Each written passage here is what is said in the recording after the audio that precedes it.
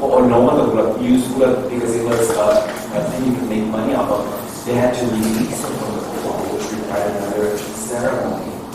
So there is always a way, without compromise.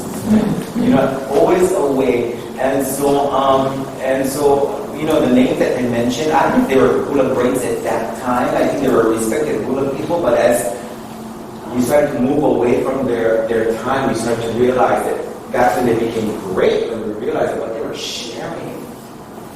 And hopefully some of you in this room will be hula breaks one day, like maybe not, so that's going to forget your name. But that's an interesting point. And the sharing, Kamula talks about, the hill and the need to share. We don't know exactly what their terms are because they're not here to answer their terms or to their decision making. But he did share, and he did teach within the presence of particular rituals in place. But the descendants of his line actually forgot or didn't participate in some of the learning. And so the learning left the family for a couple of the dances, left the family for a particular generation. And then now it's actually our little Unukukuku world. It's returned to Mailistan and Upelekari. Mailistan has a photo of her tutu in that Unikiu item with Agnes.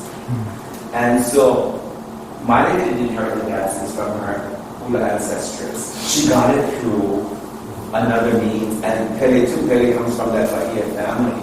And he too didn't get the choreography, but it came back to the family. So it's interesting that sometimes the knowledge will, here's the brilliance. And Edith was known to say, pass the knowledge, because you never know who's going to advance it, who's going to achieve the ball, who's going to advance the ball, who's going to get the ball further. And of course, not just how we give how manipulated about the considerations we have to answer to the decisions we make. But this is when we look at Hula in our world, we see this. But when we look at Hula as a cycle, you see there's some real brilliance and genius behind that. How Hula survives, no matter the time, no matter the pressures, no matter the items. But there's only a way to deliver it in a way that doesn't compromise.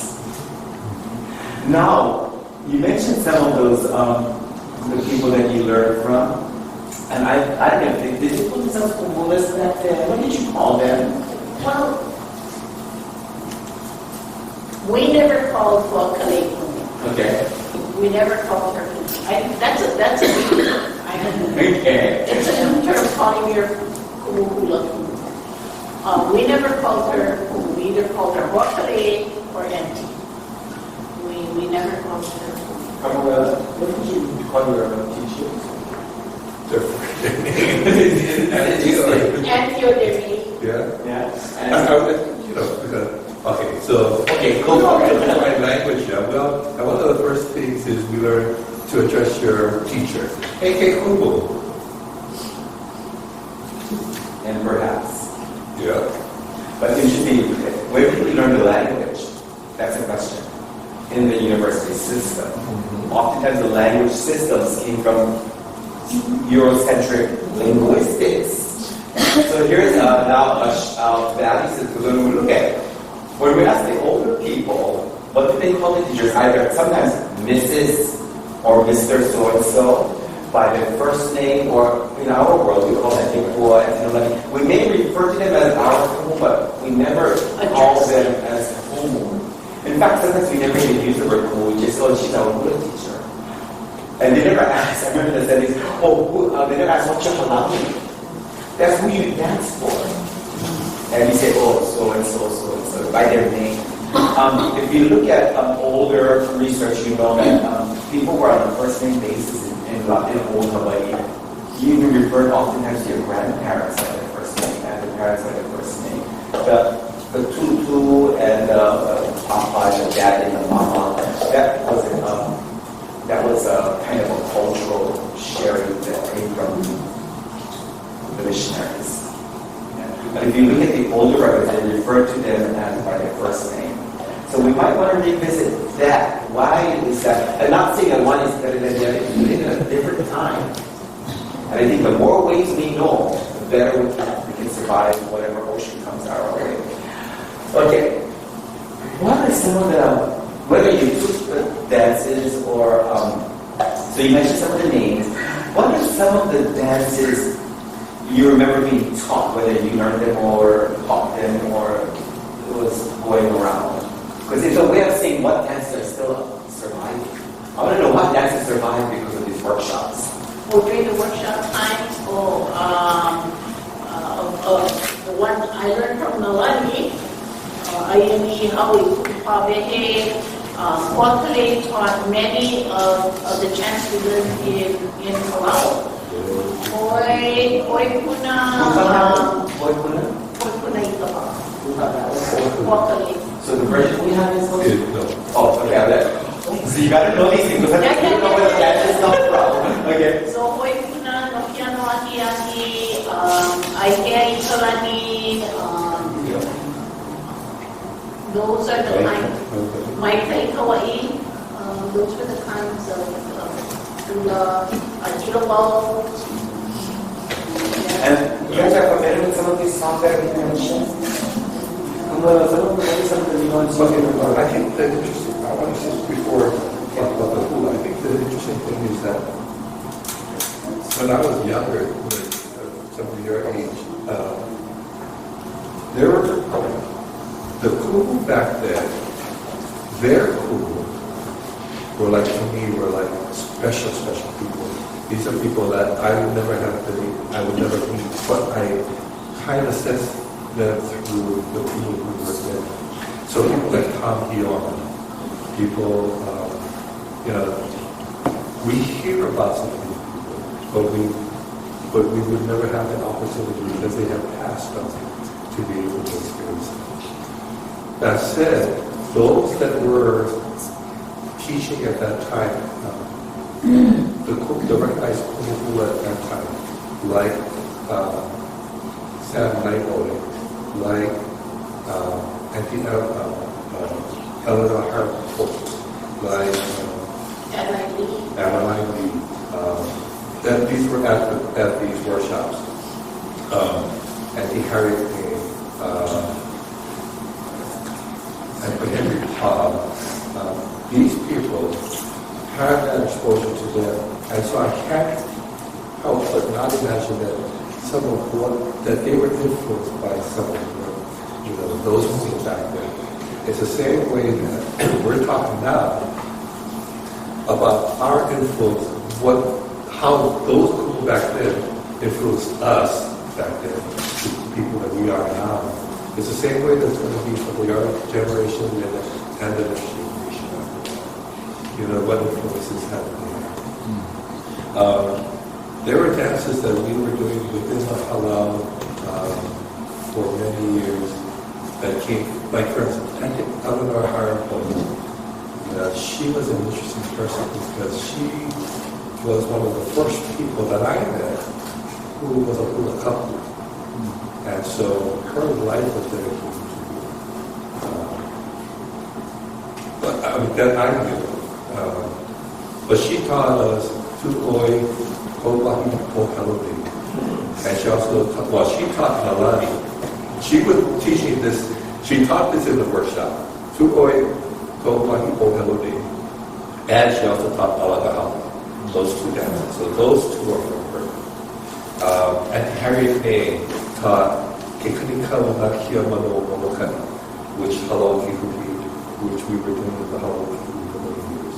Uncle Henry Pa taught Ai Honolulu Koha Kunoka Kunihama Kotumakuia, which we were doing in the Halal for many years.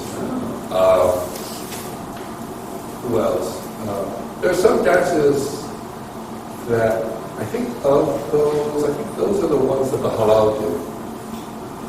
But the other pool that I attended the workshop with Antibaiki, at that time was always teaching. No, what's that? That was her famous song. everybody had like their favorite songs, yeah. But that's the one that she promoted. Malumay Kahali Kali Upper Henry was, so Upper Henry taught many different songs, but Upper Henry taught. But the one that the halal did, we do, was, I don't even remember who it was. That was before my time, but I remember learning that. Yeah. We had a meeting. So most of those, like Alani was in his workshop, Alani was in antique cabinet. No, was it Pua? I think Pua was in antique cabinet workshop. I was in antique cabinet days. I think what was a wake-up call, so, a little background, I grew up in Hula, in more of a very relaxed community, and then people were coming to Hula workshops, and they were taking Hula to high. In fact, tomorrow I went to a funeral of my uncle's Hula teacher, who became my Hula teacher, who used Hula for a dropout program to engage them toward graduation. And I was like third, fourth grade, I was getting them as a mascot. I was the youngest no-appeal select dropout of Hula. And talk about celebrity, that people came to see the young kids dancing. But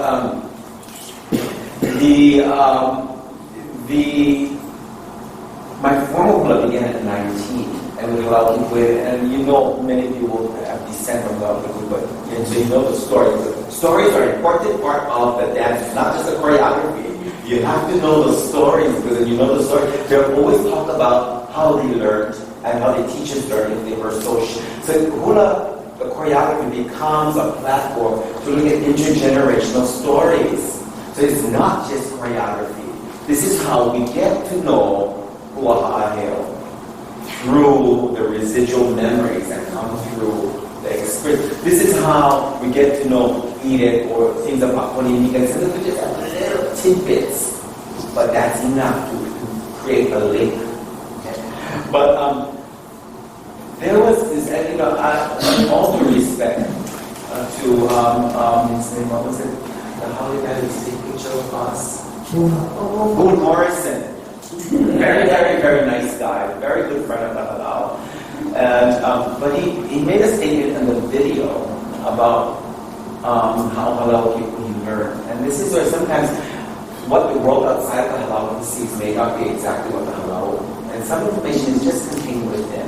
But he says, the difference with Halal people is they never learn. They come from one direct line. They never learn from anybody. They've never been influenced. And it's in the Hula Keepers of the Flame. Now this is true. Now how we arrived there, I'm not sure, but I have another truth. And I'm thinking, because I already knew that some of the Hulas that we received, because they would not teach us the Hula without telling us a little bit of where it came from. Maybe not the teacher, but the senior students would. And this is how we pay respect to the origin, where it comes from. But I really knew that. What Halal People does as our standard repertoire, there are some dances that come from the outside. And what some of the outside people do as this kind of repertoire have been fed by Halal People. Halal People is fed a number. There's versions of all kinds of Halal People stuff out there. And it's great to see it. But once I even heard my own son, I'm not going to mention his name, who said that, the difference with us is was not influenced by the outside. I told you who you did, I kind of with you, but I'm not going to get it. So, my point is, the Hula world is we're all connected. And we're connected intergenerationally. That's why sometimes we have to control how the flow goes, because it's not just free form. We have to answer to the people behind. And every time we move, we answer to the people before us and the people that's coming to us, whether our own children or the children we hanai into the halal system, because now you become sort of, and for myself, I learned a lot of things through the halal system that my family can teach me. So there is that kind of commitment that is taken. But I don't know one halal that hasn't been influenced by another halal. What's kind of interesting is that back in those days, when, a lot of the males from the Hula back then were very flamboyant. I mean, this was this was their style. This was that's how they were. Which is not what you really see nowadays. A lot of them are pretty, masculine and stuff. But the hula were common back then were pretty different. That said, though, people like Uncle Henry Pop, he would put on pageants at the palace, and yet, as flamboyant as it was still within what he saw as the confines of hula. So it wasn't too out of the box.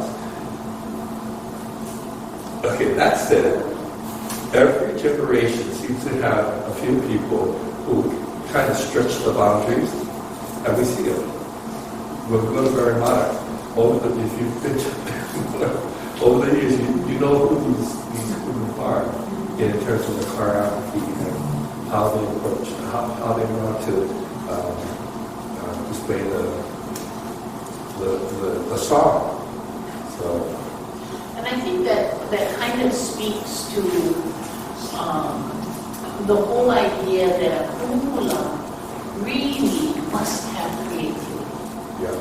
I mean, it's one thing to, and rightly so, we need to make sure we pass down or we teach certain hula as have been taught to us so that thread of continuum exists. So that's a gotta be. But I think most hula have to also have some kind of creativity in them because, okay, this is just a left hand kind of thing because you can only do tradition for so long. And then it becomes a need in you to somehow create. Whether you create new choreography for traditional ballet, you have a new ballet and new choreography, you want to do different kinds of costuming, adornment. I think hula always have to have some sort of creativity in them in order to be a hula.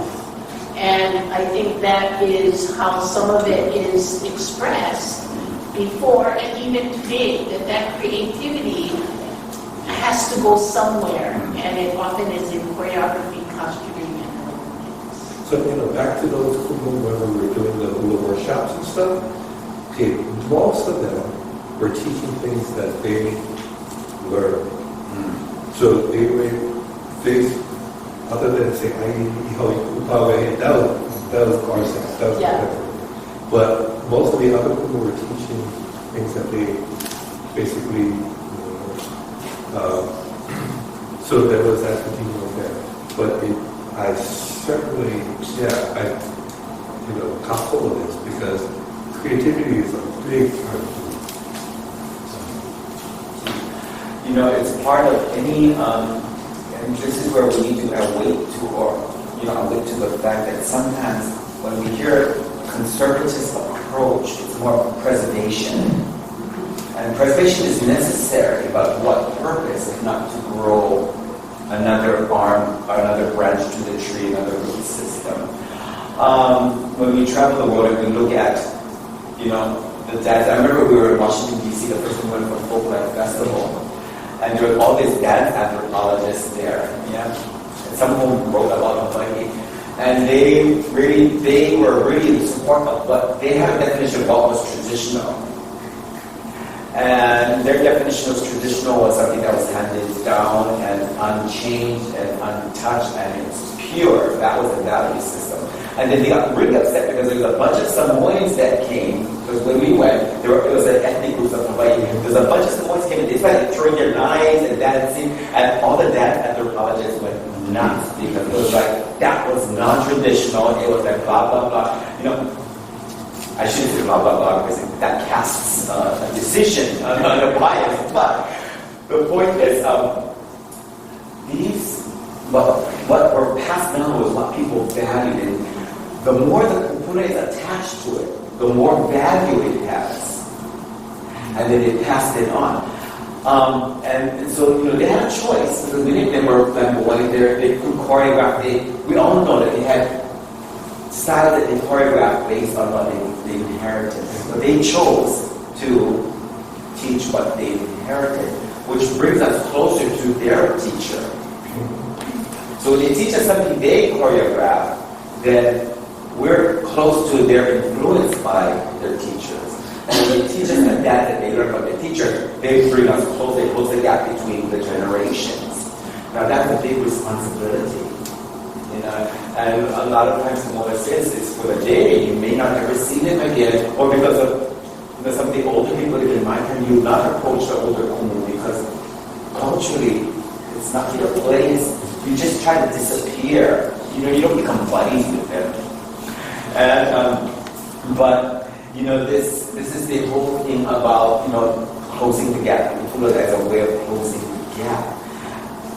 And the process. So we're looking at choreography, the legacy dances which we value.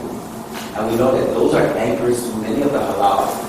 The more dances you can do and demonstrate, in fact, the dances you can demonstrate, to the degree you can demonstrate them, that's the support you're going to get from your community when you create, because people see the creation. But when they don't see the foundation dances, some of the Hula, my generation, get really, they get questioned because the older generation doesn't see enough of the foundations. And you see, Hula is not belonging to us alone. It belongs to, it's an intergenerational commitment. So even if I was doing something really, that's why Hula then comes to my stuff.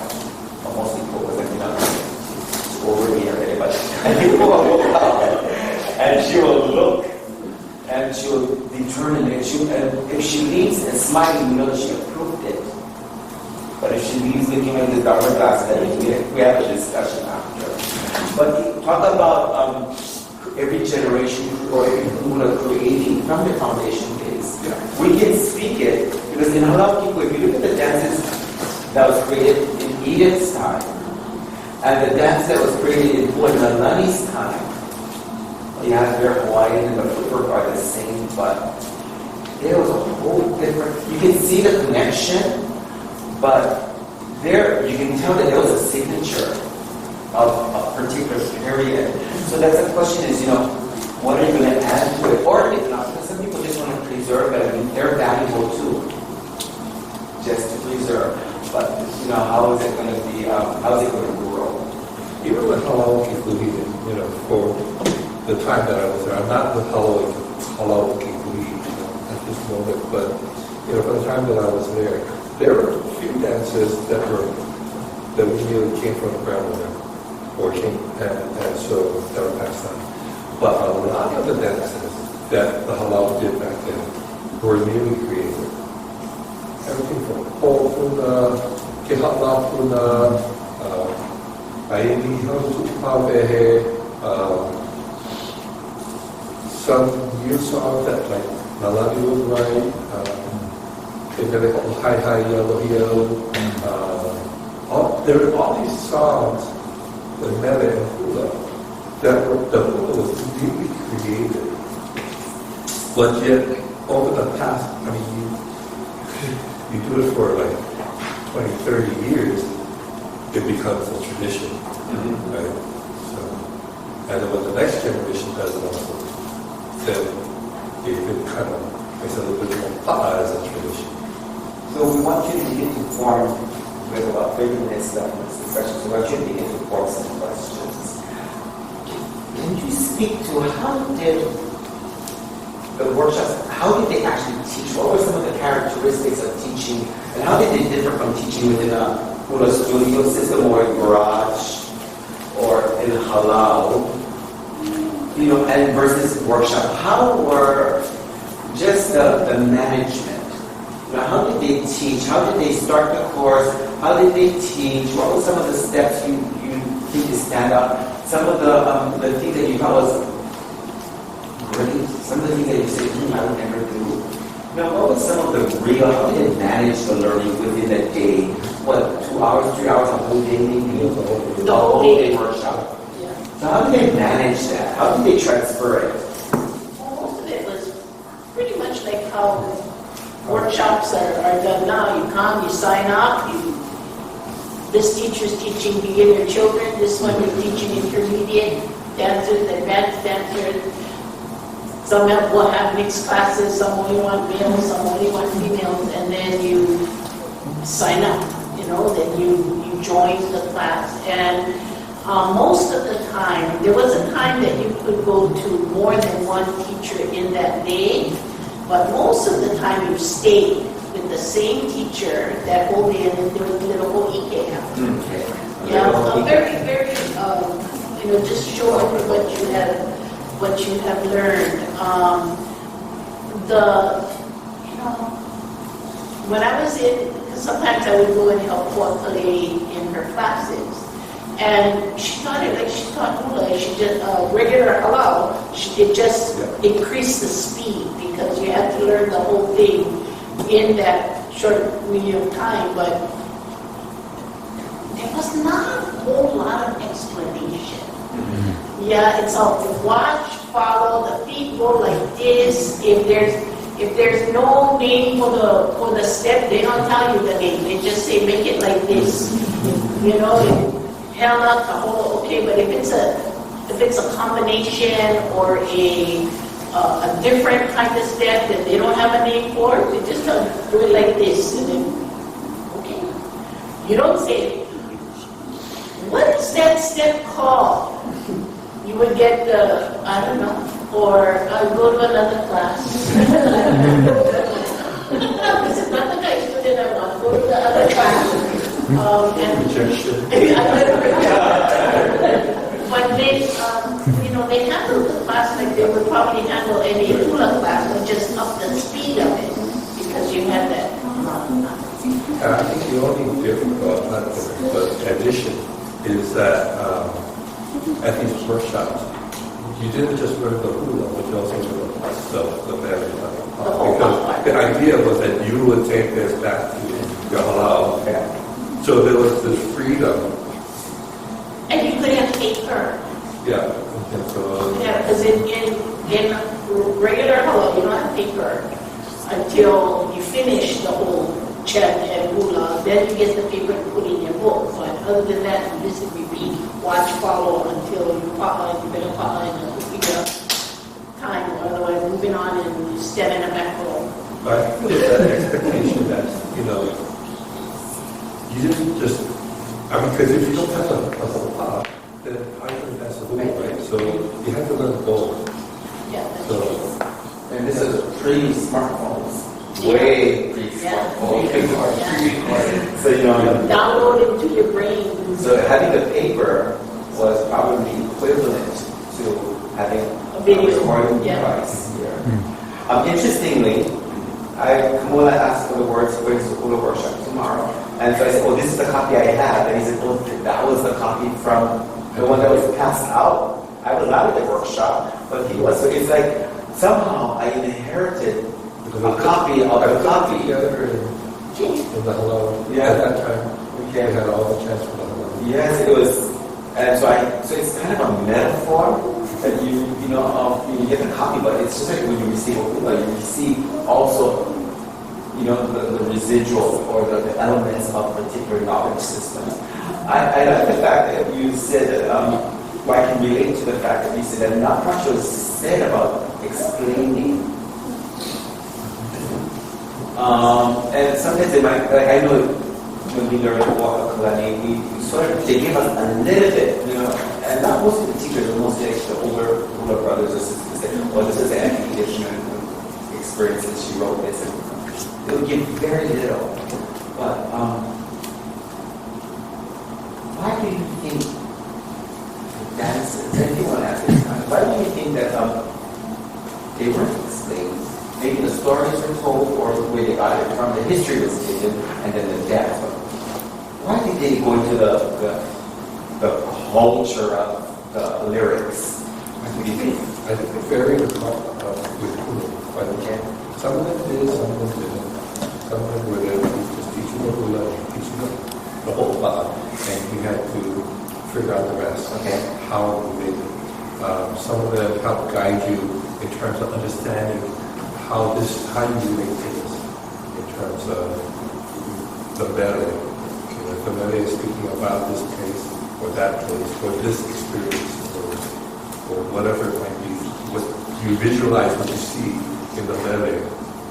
Sometimes they'll help you with that, but for the most part, I mean, that's like the next step. You learn the hula, you learn the hopa, and then you learn the relationships. Yeah, I would agree because I think those hula workshops were intended to get the hula learned. Okay. That was the goal.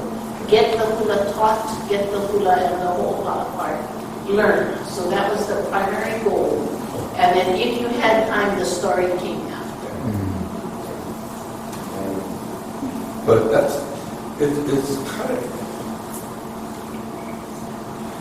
just having the exposure to some of these people was really beneficial. Because like Paul said, they were all willing to share. They all have this sense that, I mean, part of it, this whole Renaissance was going on at that time, and hula was part of this Renaissance. Hawaiian music was part of this Renaissance. Gabby Pahimole was the biggest thing. We had one of our legends, Skyline, just passed away, but she was so instrumental in getting Hawaiian music. I teach back onto the radio, not just AM, but FM, which was really unheard of at that time. And so Hawaiian music, Hui Ohana, Gary Pahimuli, there was just a whole resurgence of Hawaiian identity. But I think there's also this recognition, and actually this came from one of my conversations with Emmett O'Moody. Back then, we were back in 75, 74, 75, 76. The Hui Alaloa was very involved in what was happening in opening up access to the beaches of Molokai. And then that extended to what was happening on Kaho'olawe. And then the Protect Kaho'olawe was formed from a nucleus of people from Molokai. And the halau was influenced by part of that too. I mean, not influenced, but we were touched by part of that too, what was going on with Protect Kaho'olawe. And so it's kind of interesting because then what we did in the halau, in terms of ceremonies and rituals and stuff, then became migrated into what we were doing within the community in other aspects of this whole movement. Emmett Aluli once told me that, even though he can't dance, he's glad that we're dancing because we are a piece of this movement. And all these pieces moving forward at that time created this whole picture of what we saw as necessary for our Hawaiian nation. So that's really, in terms of what we were doing back then, we knew we were part of this movement. But it was also, this movement was just it was our identity. It was this sense of, it was a movement in terms of understanding and recognizing our identity as Hawaiians. So, there's a back to date somewhere else in this room. How many of you remember the Jerry Lewis telephone? Yeah, and we have muscular dystrophy telephone. So, okay, Stacey, you belong closer to us than the rest. Okay. Because all we got was television, yeah. So that's a great entertainment was you either saw it on the television, in the news, if not in the news, but during the telethon time. You know what the telethon is? This is not telethon? I don't think so. At Waikiki Shell, you have and all these great music. That's when you saw all the celebrities, and wasn't only old people singing Hawaiian songs. It was like people like Sane Manoa. They were like teenagers. They were like Nahui Ohana. was interesting because they came from this side, they came from the country, and when they came on stage, they brought a country with them. There was Hawaii Pocket, there was just a number of, and so what did Hula do for us? Well, these Hula people are coming to the rural areas, and because they're not entering the public, for, in my case, the dropout programs, for May days. Now we're some great stuff. You learned the first version of Hawaii I learned was for a May Day thing. So they were teaching some hefty things in this sort of secular world. But the first time we went to Waikiki Shell, which, you know, when you're from Honolulu, you say, yeah, this big shell in a park. So, across the deep, there's a big shell, there's a big pearl, there's a big mermaid. And there's a mermaid and a great mermaid. So I'm crying, but every going to Kaliki, the tunnel, I'm already crying because we're going to die. And you get backstage and you change, you have third grade, a really country third grader, just being on the other side of the island, it smells different. And you go to the back room and who do you see? You see the Hui Ohana, you see Genoa Keawe, you see Hawaii Pocket, you see all of these, the people you only see on television. The real celebrities. Well, we didn't have radio out in our area. It was much static. They sent a little person out there to turn the antenna for the TV. And, you know, but so Hula was a way to introduce. We got introduced. Maybe not. We never talked to these people, but they put us in the presence of magic. And for many of us, it was the only way out. I didn't have to take care of things and fish it, take care of things, you had to go hunting. And some of us are not born to that. So, perhaps discipline. Can you tell us in this workshop how was discipline managed? If you remember anything stood out? Because I know you said that you were very kind. We're all good students. I bet. I don't know. I think, most people came to these workshops to learn whatever the teacher wanted to give you. You didn't come with any expectation. You came to get whatever the teacher was The piece, the discipline. Yeah. Because the kind of people we have to discipline are the people that perhaps don't want to be there, don't know why they're there, or being told that they have to be there. And so discipline is largely, in this context, related to how much of it, why are you there? And so, and that's like I'm really, personally, I'm quite selective with who I work with. I'm like, it's like teaching Hula to somebody that don't want to really learn. Dragging the things, and sometimes they family. There's a saying in the Hula, who you get. Sometimes it is easier teaching somebody else's children. That one, because, and and I are really interesting because we get to talk about this. And I have a more sensationalized understanding of Hula for her. It's just practical. And when you want to it, you go to it, it's such a practice. There was never a choice. We had to sneak out the house when my father didn't approve. There's all this risk factor, and then you gotta go and you're dancing there. People come, there's all this.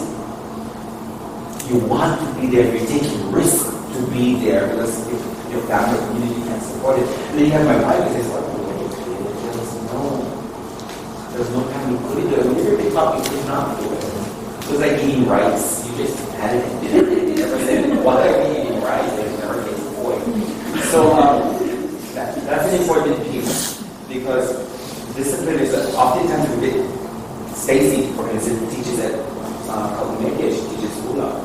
And not all the kids want to be, I wasn't my deal was I wasn't going to be a big, Hula was a babysitting service. Don't drop the kid off. I wanted to work with people that really want to dance. And so we may not have all of those. I'm a good teacher, I'm going to go to the theater tomorrow and teach dropouts. We didn't necessarily saw the value of it, but when they tasted their first performance and they were recognized not as dropouts, but as Hula dancers. And for many of us who saw our uncles now as not dropouts and failures, but actually as And they saw leaders have themselves made it. achieving something. Yeah, and the genius is they made the person drop out today, learn the hula today, and tomorrow taught the hula to somebody in the community. That changed the whole stigma of what the person was no longer a dropout, no longer a failure. So a lot of great things. Again, most of you are not born in that time. Then that's why it was important to bring the generation, hula generation prior to me, because you need to have hula is always a multiple, to understand fullness of hula, you have to have multiple perspectives from across the timeline. It cannot just be isolated to just our discussion. And so those are some of the things we're going to leave with you. We hope you're going to go and think about this, because some of you are destined to teach. Some of you don't realize you're going to become teachers, but sometimes things happen. Yeah, you're not intended, but that's what you're going to become. Do you have any questions for our? And then we have a little kid here. Little kid's going to help the mama teach the hula tomorrow. Hula is teaching the kid from Harry. Yeah. And then I think we're always teaching Nani Hula Itu. And from Wakale. Okay. And so these are really and very different styles. And really, so that's a great thing. You get to learn the style. And so if you have any questions, those of you that are students, those of you that are emerging hula teachers, and those of you that have no clue what you're in this room for, but you're here for a purpose. If you're here, then you're here for a reason. Do you have any questions for our people here? As far as workshops and how then was there how would you determine which dances would you share out and which dances you It was given freely. Oh, In the workshops, it was given freely. If you went to that class, they expected you to be able to do it again. So you have the piha. Yeah. And knowing that, there are dancers from all different halal there, and there's an understanding of of how you're supposed to behave in that. Yeah? That there's the understanding you belong to a particular kumu, and you're learning this, your kumu said you can come. So they give freely because they have a thought that you're going to take this back to your kumu, and your kumu is going to decide if they include it or not in the repertoire. And it was just given freely. And if it didn't belong, if the kumu didn't include it in the repertoire, then the originating kumu, that's what should have happened in here. So if you look at, Kibarina Maine is a kind of has become kind of traditional or anchor for a number of people in the halal or in Hawaii. And you see, the Barina executed in all different kind of ways. So that tells me that when you're going to teach, you have this block to teach someone to continue it. There has to be an understanding that, the idea is I teach you and you got to do it exactly. We might need to redefine what does exactly mean, because the human body is not designed, it's hard to, even Eleanor Hyrum was said that, Bishop Poitras said that her student is Auntie Edith Mackenzie. But even Auntie Edith couldn't really dance exactly like her. So there was some degree of approval, but also some degree of Not quite. not quite. Yeah, not disapproval, not quite. Thank you. But even fully knowing that they taught those dances, knowing that this motion might become this motion. So I don't know, because you're going to have to make a decision when we teach what do we mean exactly.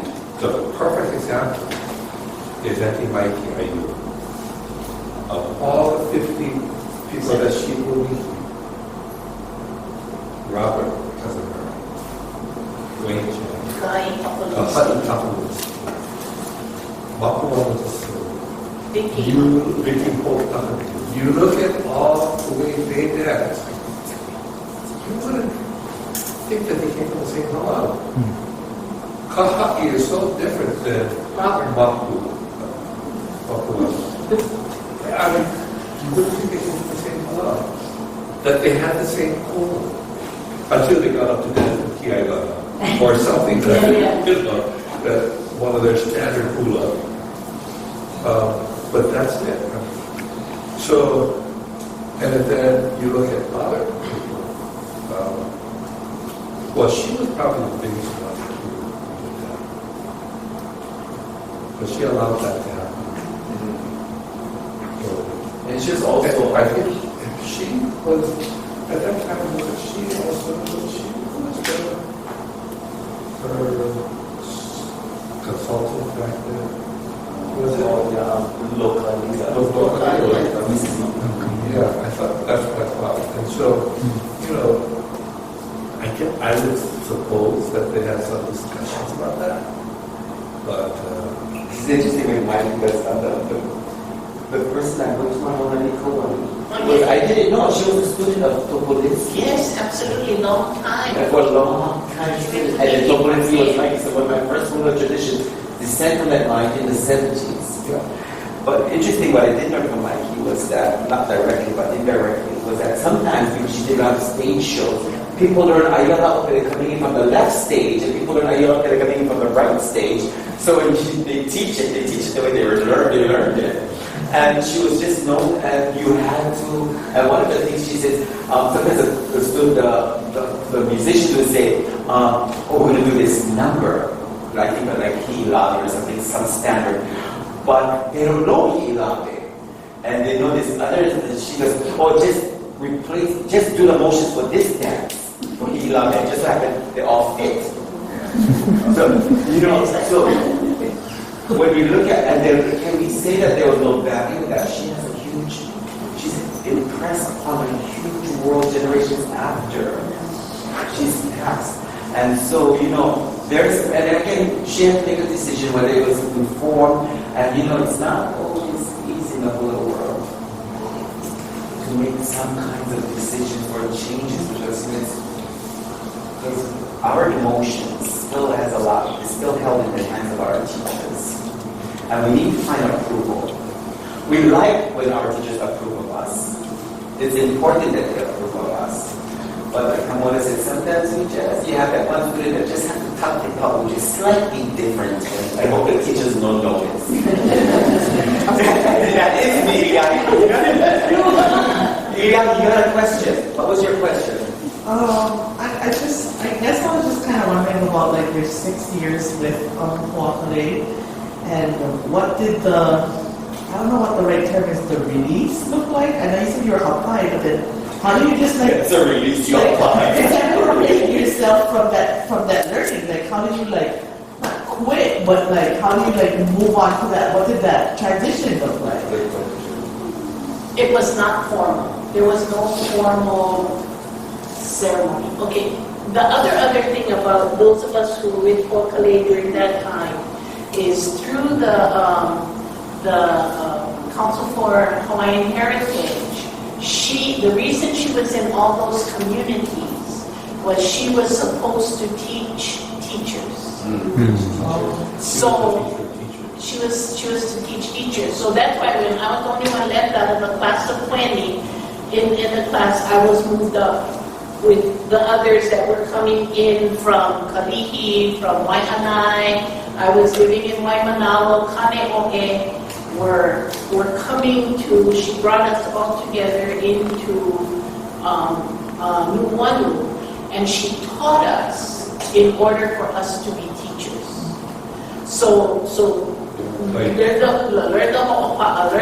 you know, so, and then that's why I started teaching when I was 20, because that was the goal. So you're expecting... There was a Lemomi Ho, Sisi Musi, Nakoka, we were all in the same class.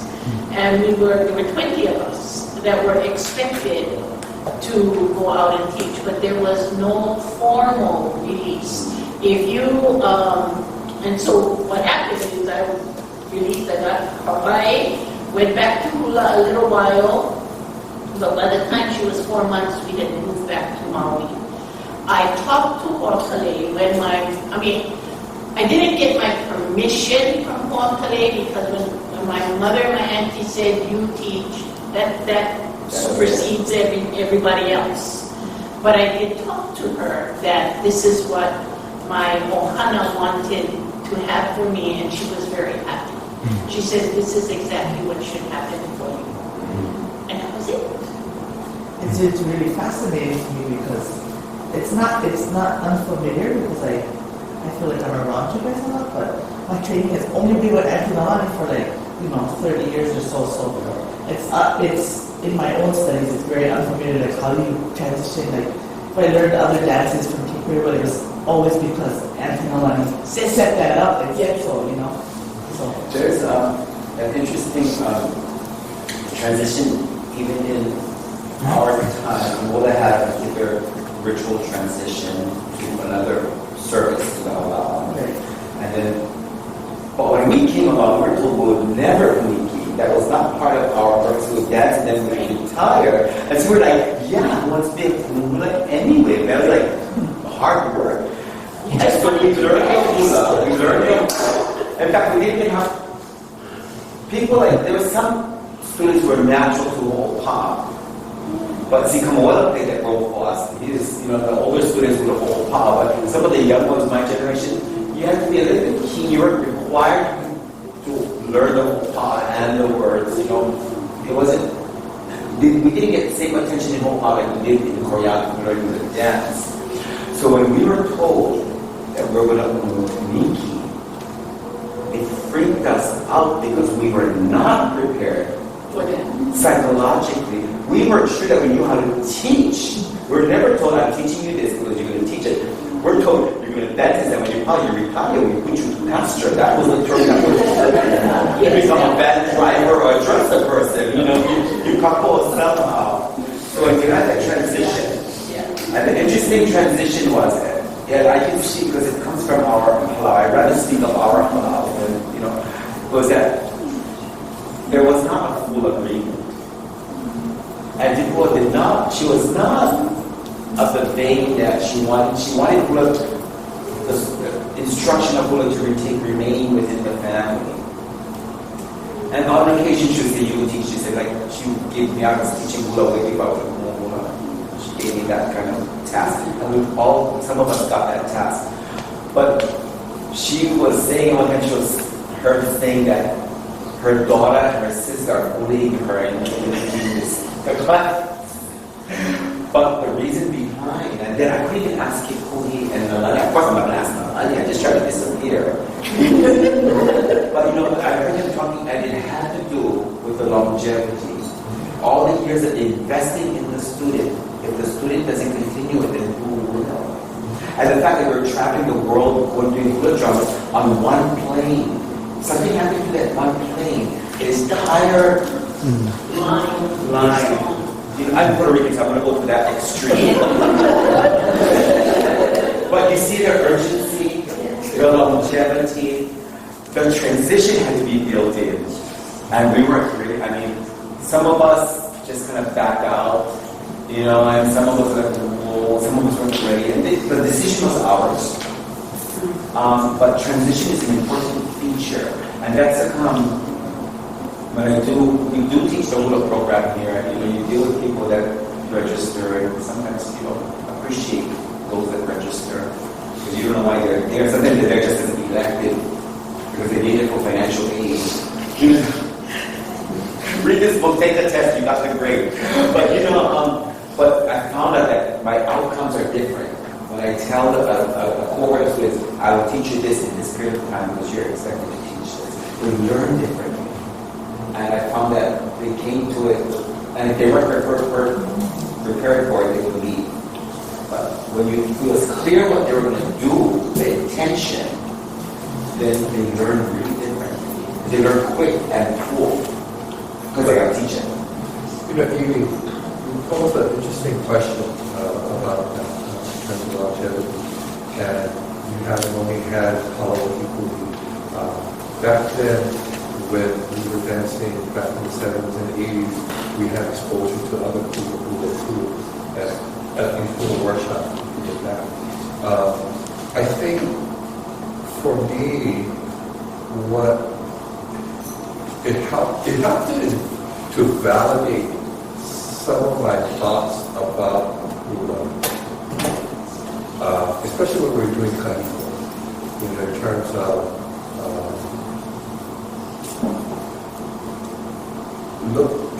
terms of treating or allowing Hula to be this internal journey into what we're doing. And this connection that we make with our subconscious, our conscious, and our superconscious. And I say this because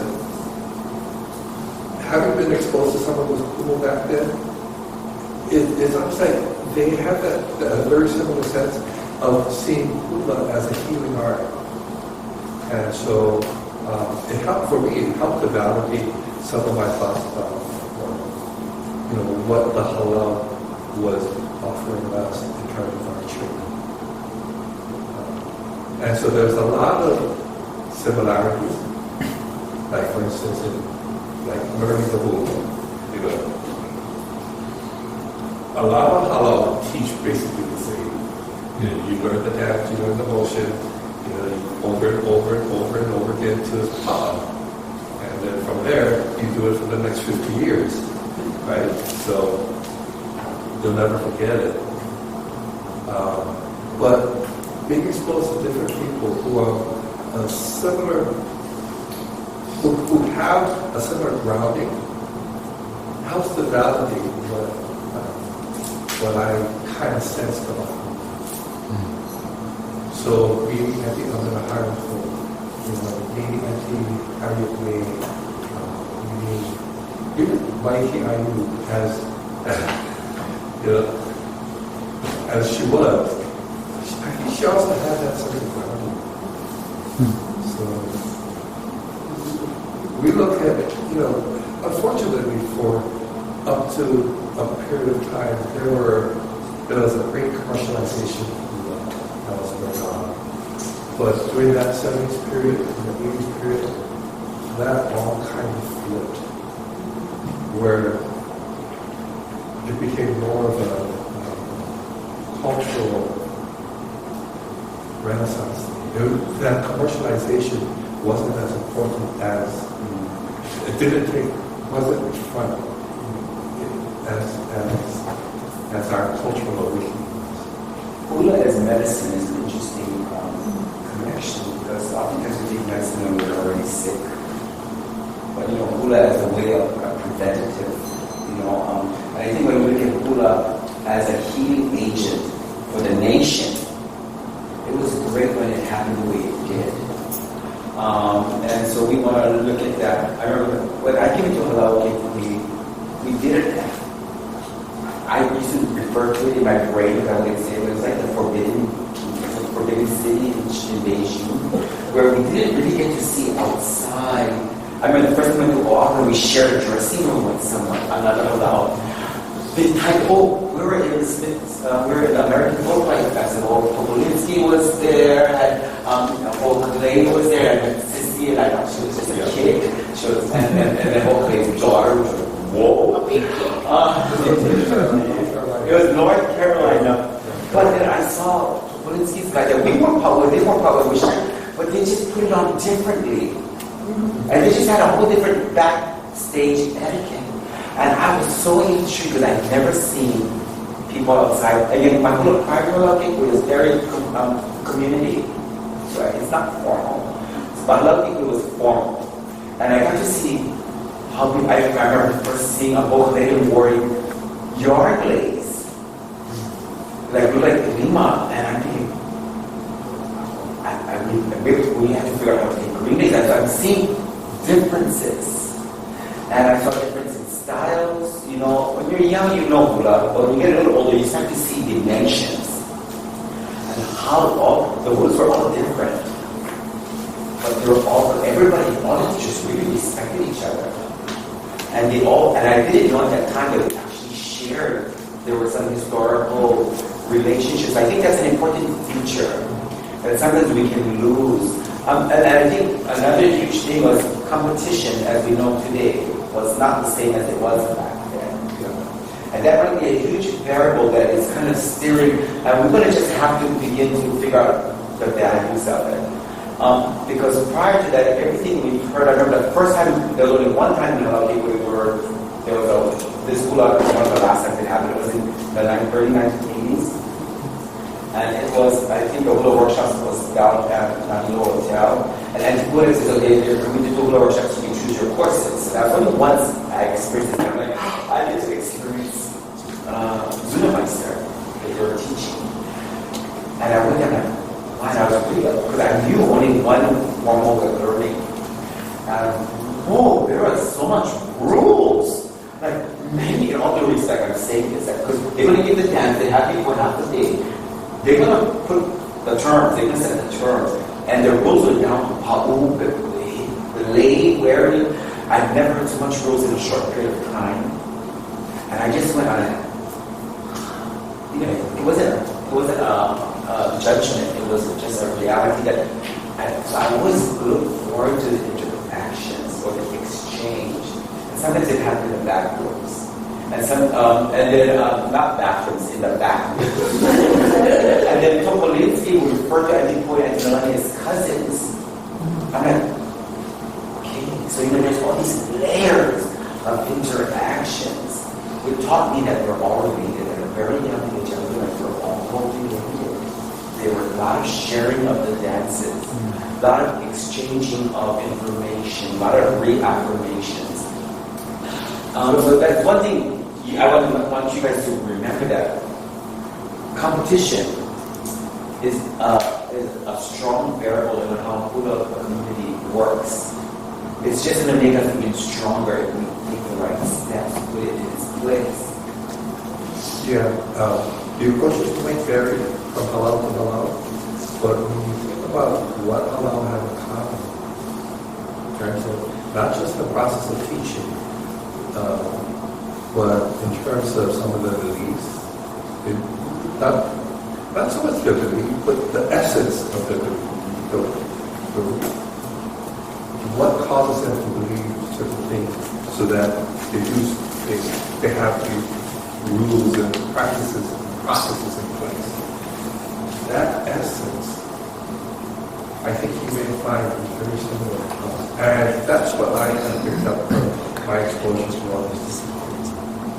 I think a lot of what we come to accept, and rightly so, and the same things I teach my halal to this day, is that you treat every Hula as if they are your own. And you show the same respect to, I don't care if you like them, don't like them, that's not your choice. Your choice is to treat every Hula as they are your own. You bring that up often in what you were saying, and that happens with all of us. You blend into the wall until it's time you're asked or told to move up, to stand, go get this, go do this, whatever. But other than that, the basic tenets of how students and Hula behave with one another, I think is very similar throughout all halal. We're all taught to be respectful. We're all taught to be helpful. We're all taught to appreciate the differences as well as the similarities. So those kinds of value systems are held very commonly in many halal. I don't know every halal, but in many halal. And those are the value systems, I think, that holds halal and Hula into the future. That we all know, we learn how to be in Hula. We know how to behave. We learn how to behave. We know how to be with one another because of Hula. And that should extend outside. And so those are the foundations of our lafui, are these very same kinds of things we hold commonly in halal. And that, it's rooted. It's kind of interesting because you see for don't allow the use of hula hoop as the ground. You know, there's a lot of similarities. The practice, the way they approach it might be a little bit different, but the value is very similar. For those who don't have hula hoop as the ground, they use the environment. Right? A lot of times they talk about the environment and how the songs who talk about the environment, they use that as their grounding. How they approach it, how their practice might be a little bit different. But there's a commonality that we all share. And that helps us to better understand ourselves and our behavior. How we treat others, how we treat our environment. So the older I'm getting, the more I'm realizing that the choreography is important. And we can look at the choreography is important. But then you can learn from a recording. What you cannot learn from a recording is the human energy that flows from generation to generation. So it's almost like, so people, as soon as I hear Hula is exact, I'm thinking, okay, I have this problem exact, because even my two teachers dance differently. They put their attitudes in different parts of the choreography. And so I'm like, I have to really like when they say exact, what does that mean? But it almost appears that even with this hula workshop, they knew that the hula would somehow fall within the body and the style of the halal that was going to adopt this. And they sort of made it okay. Because if they did it, they would keep the person for 20 years or 10, whatever. Which is what exactly the workshop. Yeah, they wouldn't. Two couple, we're gonna all go to Hula Hell if you change this, you know. I have met some extreme ones like this, some extreme opinions, which is just fine, because I think if you have your foundation strong, people's opinion it's an honor to hear people's opinions, because they don't rock your own, they kind of inform yours. And so that's one of the things that we really try to teach, and we really, in fact, students know. And Mary Monarch, they give a stay-home speech. You better not be criticizing people on that stage, whether publicly or whatever, or even in your brain, because you're not on that stage. And we're all, by the way, we're all relative. You may not, as exactly as you say, you may not relate, and I'm using a nice word, you may not relate to what's happening. But you have to respect the fact that Hula is still alive and from an entire indigenous nation. And it's now worldwide. It's informing other indigenous people. So, with that said, I think know your foundation and know how fluid Hula is. I know what's important with Hula. For instance, if you're watching the paradigm and you see one halal that's so precise, but there's no spirit, there's no soul. And then you see this other halal that is dancing as they're connected, with their soul.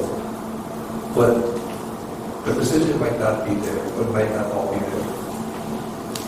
Who do you appreciate? What do we value?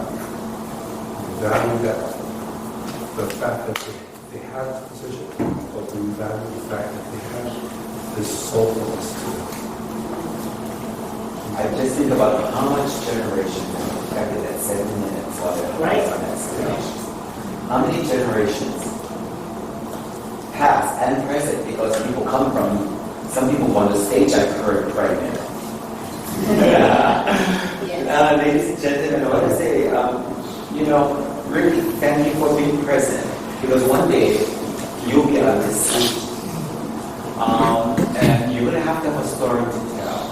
Because we know that choreography is a great thing, but we just share that there's a fluidity to it, and it's big. Hula will find a way, will find its way. All dance can dab it out, but it's water. It's going to find its way. It's going to break that dab. But like we do our low kalo, we don't dab it out. We just channel the water and make sure that it returns to it continuously goes to the source where it needs to go. So you know, see, I want you to reflect on this. True stories. We never read and we never say, what site is that from? We talk about human sightings, human connection. Yeah, it's not like academia where, you know, sometimes what we're trying to explain is so far removed from the now, but that's where the value is. You know, that's valuable, but that by itself cannot keep Hula in healthy space. We have to, Hula has to continue, it's really the dance of the spirit. To end on a humorous note, because that's like, you know, as a child, you know, you get out in this world of Hula and people finally see you, but hopefully everybody's like, oh, my father is my father. So it's like, oh, Gary, people go through that kind of stuff. Dancing and then you get celebrated as a child celebrity. That's when Peter Day became my chanter and I became a dancer. And by the way, my opera was from Fort Brown, who was my, at that time she was my language. But she was teaching Hula project. So I always thought the Ayala that came from Fort Brown was my mother's Hula teacher. My mother was learning, but I was in the back of learning and she allowed me to dance in this old ladies class. All the ladies were old when I was in the third grade. I just met her, I just saw her, I happened upon her at Island Nachos.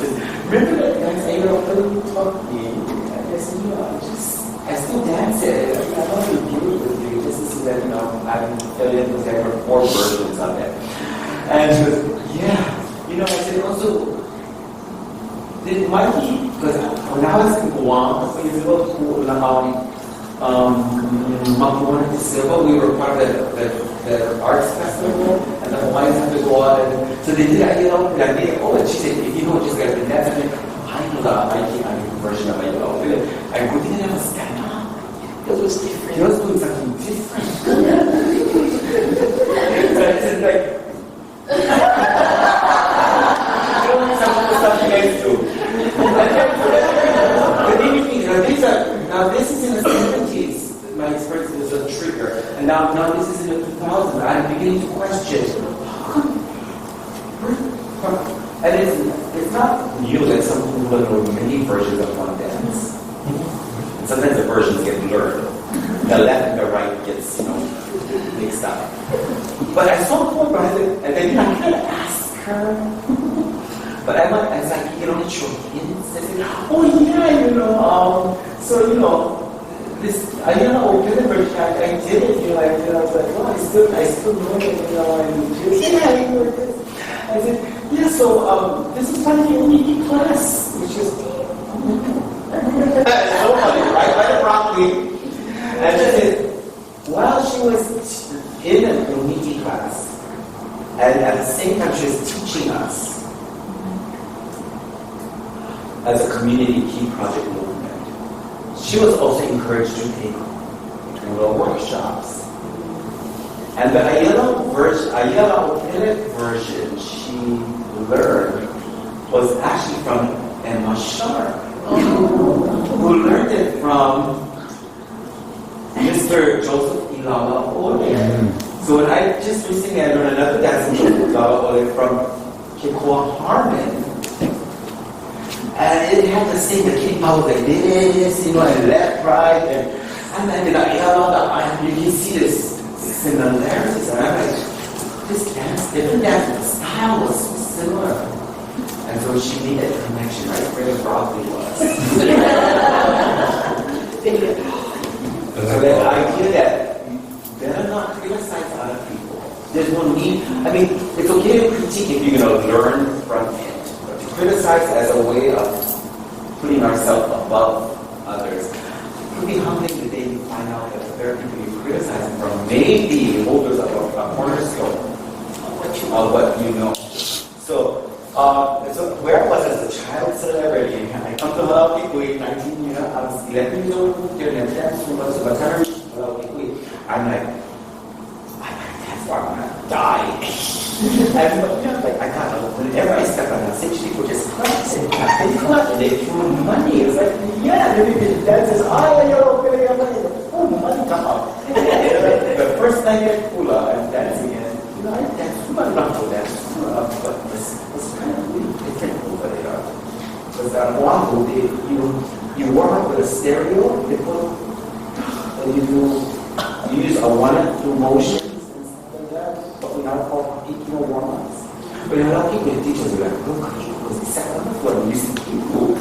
And I was scared of the floor. So I just dance. And then I was like, oh yeah, okay. And then I called the humility, that very much said, okay, you can come back next time. Come on, can you fix this over this? Spend some time with him.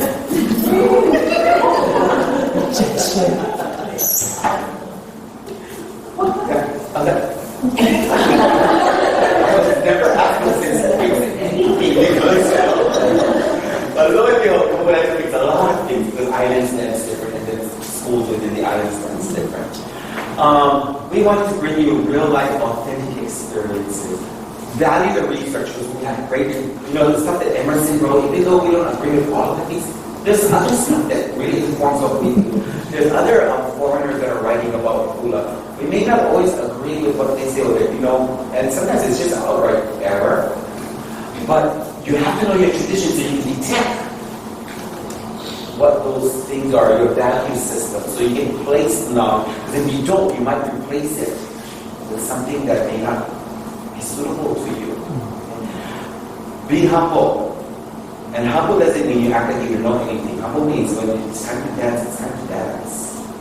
But know that you have one dance that other people may be dancing. And that the dance that you learn may not come from where you think it came from. That's how funerals are great, because you find out all kinds of things are great. Funerals who came from where, what. But related to Edie's question, I learned about the philosophy of love, not while we were in Hula. I learned when she was, at 11, was teaching workshops to other people. And I stayed, good thing I was a smoker, because the smokers all wanted to smoke, but I would stick with the coons, because when they talk, and you got to disappear, you cannot be present. Or when they talk to their ears, then all of those tidbits come out, and the generations are reconnected. So Hula is alive, is living, is pulsing. We have to keep it going one more generation, and the next generation, and the next generation. Let's really not allow the outside pressures or new kinds of values based on Hula. That's not this. We have to know our values. Our values will be displaced by the greater forces. There was that one time American monarchs really just divided a lot of halaus. In the early days, everybody said help each other, and everybody just became really competitive. Don't talk to this, and that's right if you're from the families or whatever, But now it's swinging around again. We have the number of groups that are coming in there helping. So there's trends. Know your value so you can control the trend. At least your interaction with that trend. I want to say thank you very much. Tomorrow's workshop. I hope to attend the teaching, and we have a here that's going to be your guide.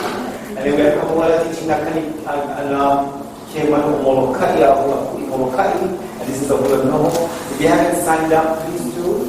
To these workshops again, they're no fee. You just have to come with the intent to learn really, really well. And if you don't want to learn really, really well, then you just want to sit down and see how teachers teach. Then you just have to get their permission. Anything else? I want to thank you for spending the evening with us, and thank you again. We hope this opportunity gave you time to reflect. Very much so. Thank you.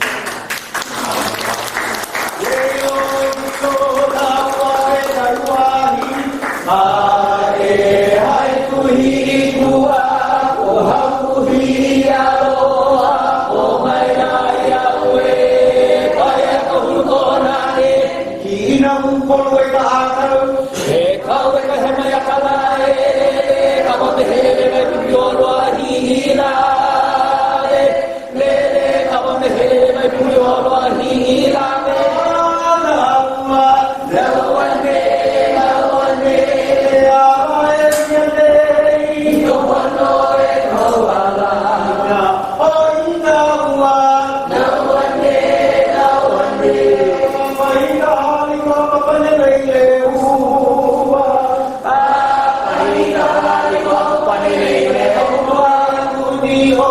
Yeah.